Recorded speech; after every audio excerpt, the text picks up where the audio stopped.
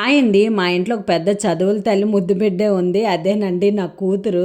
సోమవారం నుండి శనివారం వరకు ఎంత చదువుతుందో నాకు తెలీదు గానీ, ఆదివారం వచ్చిందంటే మాత్రం కుంభకర్ణ నిద్ర చేస్తది. నాకు ఒక్కోసారి అనిపిస్తూ ఉంటుంది, ఇది స్కూల్లో ఈ నిద్ర ఎలా ఆపుకుంటుందా ఏంటా అనేసి అనిపిస్తూ ఉంటుంది. సండే మాత్రము ఇంకా ట్యూషన్ నుంచి రాగానే పడుకొని లంచ్ టైం దాకా లేవదు. లంచ్ టైంకి లేపినా కూడా తినేసి మళ్ళీ పడుకుంటుందనమాట. ఈ సండే కూడా అలానే పడుకుంటే సరేలే లంచ్ టైంకి లేపదు అనేసి తిందు లెగు అని చెప్పితే మమ్మీ చికెన్ బిర్యానీ చేయలేదా అనేసి అడుగుతుంది.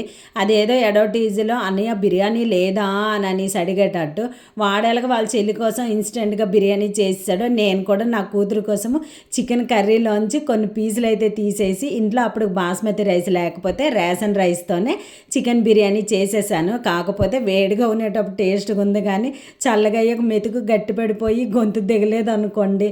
వేడి మీద మాత్రం చికెన్ బిర్యానీ భలే ఉంది. వీడియో లాస్ట్ వరకు చూసారు కదా, లైక్ చేసి కామెంట్ కూడా చేసేయండి.